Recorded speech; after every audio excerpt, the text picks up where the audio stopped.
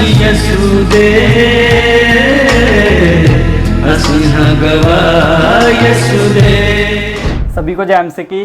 स्वागत है आपका प्रोग्राम गवाह यीशु में। तो आज हम प्रभु के गवाह के साथ मिलेंगे और जानेंगे कि कैसे प्रभु ने सिस्टर प्रियंका की जीवन में कैसे काम किया है। तो आइए हम मिलते हैं सिस्टर प्रियंका जी से। जय मसीह की सिस्टर जी। तो सिस्टर जी, पहले आप दर्शकों को बताएं कि आप कहाँ के रहने वाले हैं और कहाँ आप सेवा कर रहे हैं। हालेलुया, सबको जय मसीह की। मैं प्रभु का धन्यवाद करती हूँ आज के दिन के लिए, सुंदर समय के लिए। मेरी ज़िंदगी में वैसे तो बहुत बड़ी गवाही है। मेरा नाम प्रियंका है और मैं शिमला से हूँ और मेरी मैरिज है वो पठानकोट में हुई है, पंजाब में।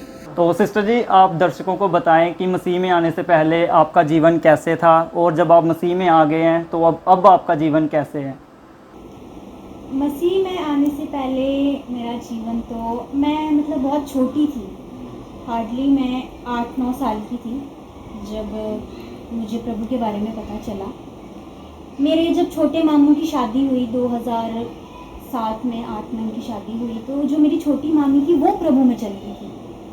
तो उनको ये था कि उनकी शादी एक ऐसे परिवार में होगी थी जो पूजा पाठ वाले थे। मेरे जो नानू थे वो पूजा पाठ वाले थे, पूजा पाठ करते थे। और जब मेरी मामी आई तो उन्होंने एक पासवान के थ्रू बताया कि हम ऐसे प्रभु को मानते हैं, हम चर्च जाते हैं। उन पास्टर का नाम जूसफ जॉन है, वो आज इस दुनिया में नहीं है। और उन्होंने हमें बताया कि संसार में कोई ऐसा है जिसने तुम्हारे लिए अपने खून को बहाया, अपने लहू को दिया, कांटों का ताज अपने सिर पर पहना, कोड़े खाए, मार खाई। मैं बहुत छोटी थी, मैं 5th क्लास में पढ़ती थी। मैं बहुत छोटी थी जब मैं आई थी प्रभु में। और छोटा जो बच्चा होता है वो कैसा होता है, उसको शुरू में टीवी का बहुत शौक़ होता है। तो मेरे घर में टीवी नहीं था। मेरी जो मम्मा थे, हमारा शुरू से ये था कि उन्होंने हमें ये सिखाया होता कि बस पढ़ना है, जॉब करना है, पढ़ना है, जॉब करना है।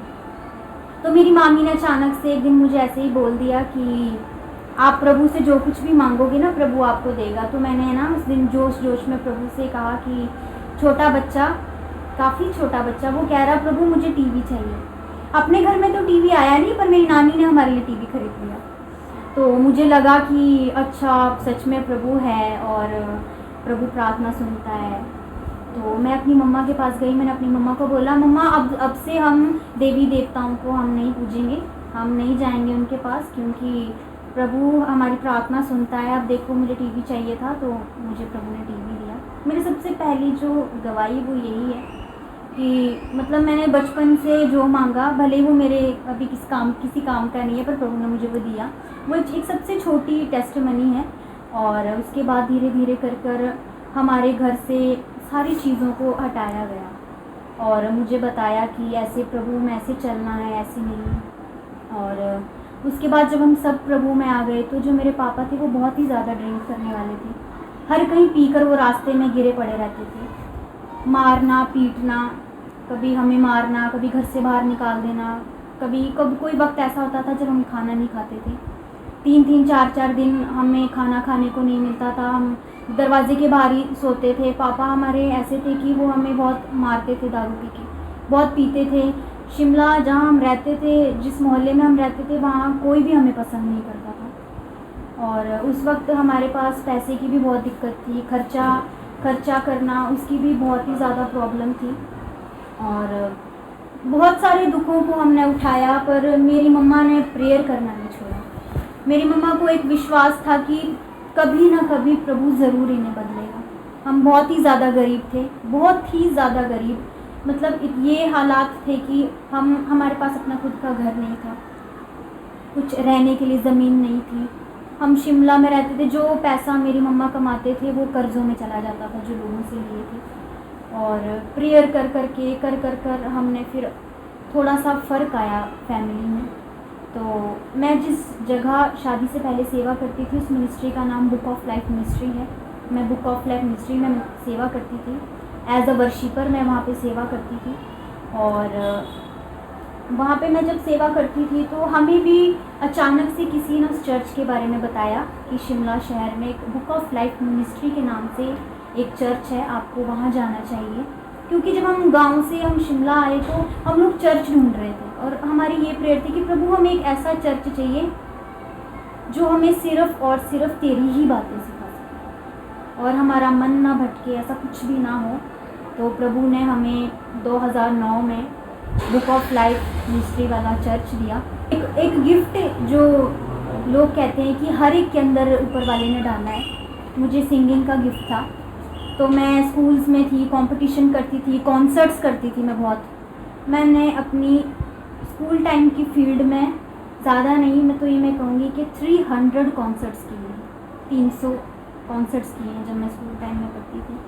तो प्रभु ने मेरी इसी आवाज़ को अपनी महिमा के लिए इस्तेमाल किया। मैंने गाना प्रभु के लिए शुरू किया और प्रभु ने मुझे बड़ी बड़ी स्टेजों में हमारे दास के थ्रू प्रभु मुझे लेकर गया और बहुत खुशी होती थी। बड़े से बड़े पास्टर लोगों से मिलने का मौका मिलता था, जैसे आचार्य विकास मसीह जी, आप जानते होंगे उनके बारे में, वो जयपुर से हैं। हम उनसे मिले, उनके ब्रदर से मिले। फिर बहुत से ऐसे श्रेयाकांत जो एक बहुत ही बड़े सिंगर हैं, उनके पापा हैं, उनको बुलाया, उनसे हम मिले। और शिमला में ऐसे बहुत सी बड़े बड़े पास्टर्स लोग हैं जिनसे मुझे मिलने का मौका मिला। प्रभु ने मुझे उठाया। जैसे जैसे मैं उठती गई वैसे वैसे हमारे घर की परेशानियां और ज़्यादा मुश्किल होती गई। क्यों? क्योंकि मेरे पापा बहुत विरोध करते थे। हम सबसे पहले मैं, मेरी मम्मा ही प्रभु में आए थे, तो वो हमारा बहुत विरोध करते थे। तुम लोग चर्च जाते हो, तुम लोग पास्टर्स के पास जाते हो, तुमने ये सारी चीज़ें छोड़ दी है, तुमने पूजा पाठ छोड़ दिया है। तो वो बहुत सारी बातें हमारे लिए करते थे, छुप छुप कर, जिसे हम कहें कि हमें चर्च जाना पड़ता था।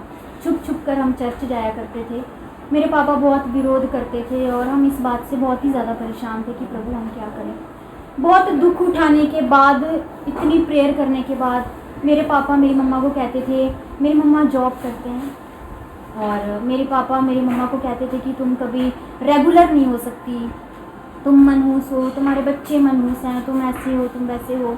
बहुत दुख उठाए ज़िंदगी में, बहुत ही ज़्यादा दुख जिसकी कोई गिनती नहीं है। पर हमने प्रार्थना करना नहीं छोड़ा। हमारा विश्वास था कि आज नहीं तो कभी प्रभु ज़रूर करते, और अगर हम उस वक्त प्रभु को छोड़ देते तो आज जो ज़िंदगी हम आज जी रहे हैं ना, वो ज़िंदगी हम ना जी पाते, मैं ये कहूँगी। और बहुत उसके बाद मेरे पापा एक दिन रात को काम से आ रहे थे, वो घर के पास आकर गिर गए। तो मेरे पापा गिर गए, उनका ब्रेन का सिर का ऑपरेशन हुआ, 12 टांके लगे उनके सिर में, उनकी याददाश्त चली गई। तो वो हमें नहीं पहचानते थे, ना मुझे पहचानते थे, ना मेरे भाई को पहचानते थे। बस मम्मी की उनको थोड़ी बहुत याद थी कि ये मेरी वाइफ है, पर कब बीच बीच में वो अपनी वाइफ को भी भूल जाते थे कि ये मेरी वाइफ है। हॉस्पिटल में ही सबके सामने मारने पड़ जाते थे। हमें कहते थे तुम मेरे बच्चे नहीं हो, पता नहीं कौन हो तुम। कभी कभी मम्मी को कहते थे तुम पता नहीं कौन हो। हम बहुत परेशान थे। हमने अपने पापा के रिलेटिव्स को फ़ोन किया कि वो ऐसे गिर गए हैं, आप आकर उनका पता ले लो। तो उस वक्त लोगों ने हम पर ये इल्ज़ाम लगाया कि तुमने गुंडे लगवा कर उन्हें फिकवा दिया, तुमने उनके पीछे गुंडे लगवाए, तुमने उन्हें फिकवा दिया। लेकिन ये बात प्रभु जानता था कि हमने ऐसा नहीं किया। तो बहुत मुश्किलों के बाद मेरे पापा प्रेयर से ठीक हुए। मेरे जो पास्टर हैं, उनकी वाइफ का नाम है अर्चना श्रीवास्तव, वो हर रोज़ आते थे और मेरे पापा के लिए प्रेयर करके जाते थे। क्योंकि एक दिन मेरे पापा को ड्रिप लगा था। मेरी मम्मा हॉस्पिटल में कपड़े धोने चले गए पापा के, और पापा पीछे से ड्रिप निकाल कर हॉस्पिटल से भाग गए और घर पहुंच गए। उन्होंने 6 मंथ की दवाई दी थी। उन्होंने कहा कि ये खानी है, अगर नहीं खाई तो ये उनकी डेथ हो सकती है। मेरे पापा ने 6 मंथ वो दवाई खाई नहीं, और हमने प्रेयर के थ्रू अपने पापा को उस दवाई से दूर रखा। और प्रभु ने उस हालात में जब मेरे पापा को बचाया, आज मेरे पापा इतना विश्वास करते हैं प्रभु पे, मैं ये कहूँगी कि हमारा विश्वास भी कुछ नहीं है। आज मैं खुद एक पास्टर की वाइफ हूँ, पर मैं खुद इस बात को लाइव कह रही हूँ कि शायद मेरा भी इतना विश्वास नहीं जितना विश्वास मेरे पापा में पाया जाता है। जब ये सारी सिचुएशंस मेरे घर में ठीक होगी, उसके बाद मैं बीमार हो गई। तब मैं पढ़ती थी 10th स्टैंडर्ड में, 9th क्लास में मैं पढ़ती थी। और एक दिन बाहर से एक पास्टर आए केरला से, उनका नाम पास्टर फ्रैंको है, वो केरला से हैं। और वो मेरे लिए प्रेयर करने लगे। तो अचानक से मेरे अंदर से बहुत सी दुष्ट शक्तियाँ प्रकट हो गई। उस वक्त वो 7 थी। जब उनसे पूछा कि तुम कितने हो, तो उन्होंने कहा कि 7। तो फिर उन्होंने कहा कि अब तुम यहाँ पर क्यों आई हो। तो हमें सबसे पहले ये पता लगा कि जब मैं स्कूल टाइम में, जब मैं फर्स्ट या सेकंड क्लास में पढ़ती थी, तो मेरे ऊपर किसी लड़के ने जादू करना था, क्योंकि शुरू से मैं पढ़ने में बहुत इंटेलिजेंट थी। उसके बाद जैसे वो मीटिंग हुई तो पास्टर चले गए, मैं आज़ाद हो गई। उसके कुछ 2 साल के बाद मैं फिर से बीमार हो गई। जब मैं 2 साल के बाद बीमार हो गई तो उस वक्त मैं +2 में थी। जब मैं +2 में हुई तो मेरी ऐसी सिचुएशन हो गई थी कि मैं घर से रात को 12 बजे भाग जाया करती थी। मुझे रस्सियों से बांध कर रखते थे घर के अंदर। मैं मतलब एक बार चर्च में गई और वहाँ पर हमारे एक ब्रदर थे, वो सेवा करते थे। एक बार मैंने उनको चाकू से मैंने कहा आज मैं तुम्हारा मर्डर कर दूँगा। मैं कहा तुम मुझे अच्छे नहीं लगते। जिस वक्त मैं ऐसी सिचुएशन से गुजर रही थी तो उस वक्त पूरे चर्च में सिर्फ पास्टर के साथ ही मेरी बनती थी, बाकी के लोग मुझे बिल्कुल भी अच्छे नहीं लगते थे। मैं किसी से इनफैक्ट मेरी जो पास्टर की वाइफ है, मैं उनके साथ भी बात नहीं करती थी। मैं इतनी बीमार हो गई, तो मेरे शरीर पर खरोंचें हो गई थी। मैं इतनी बदसूरत हो गई थी कि लोग मुझे देख नहीं सकते थे। मतलब जो भी मुझे देखता था वो इस बात से घबराता था कि अचानक से क्या हो गया। मेरी मम्मा को बहुत से लोगों ने बोला मंदिर लेके जाओ, मस्जिद लेके जाओ, यहाँ लेके जाओ, वहाँ लेकर जाओ, इस बाबे के पास लेके जाओ, उस बाबे के पास लेकर जाओ। इनफैक्ट मेरे घर के जो रिलेटिव्स हैं उन्होंने बोला कि मैं तुम्हें ऐसे ऐसे इनका नंबर देता हूँ, तुम इनके पास लेके जाओ, उनके पास लेके जाओ। लेकिन मेरी मम्मी का भरोसा था कि जो मेरे पति को आज़ाद कर सकता है वो मेरी बेटी को भी आज़ाद कर। घर से भाग जाना, कपड़े फाड़ देने मैंने अपने, मुझे बांध कर रखा जाता।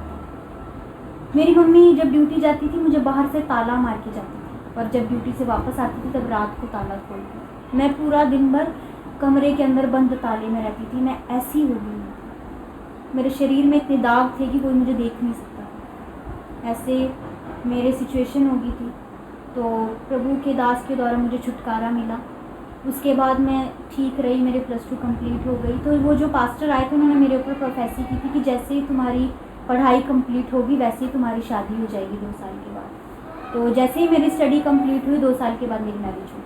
हमारे जो पास्टर थे उन्होंने मेरे ऊपर ये प्रोफेसी की थी कि तुम्हारी शादी पासवान से होगी। मैं 8वीं में पढ़ती थी तो मैं इतना सीरियस नहीं लिया। मैं कहा छोड़ो परे, ऐसे ही बोल रहे हैं, कोई बात नहीं। तो उन्होंने बोला कि तुम कुछ भी कर लो, जहाँ भी चली जाओ, तुम्हारी शादी पास्टर से ही होगी। उसके बाद 2020 में प्रभु के दास मेरी ज़िंदगी में आए। जैसे ये मेरी ज़िंदगी में आए तो इनके आने के 1 महीने के बाद मेरे पापा ने ऑटोमेटिकली ड्रिंक छोड़ा, और आज उनको शराब छोड़े को 1.5 साल हो गया है। इनके आने पर मेरे अंदर बहुत सी दुष्ट आत्मा आई। 7 गई तो 150 आ गई। वो मुझे कहती कि उनकी आवाज़ें मुझे सुनाई देने लग पड़ी, वो मुझे दिखाई देने लग पड़े। उन्होंने मुझे कहा कि मैं तुम्हारी शादी नहीं होने दूंगा, तुम्हारे पास ये लड़का अच्छा नहीं है, ये नहीं है, वो नहीं है, ऐसा नहीं है, वैसा नहीं है। ऐसी ऐसी चीज़ें मतलब मेरे कानों में आने लग पड़ी। तो मैं बहुत परेशान सी होने लग पड़ी।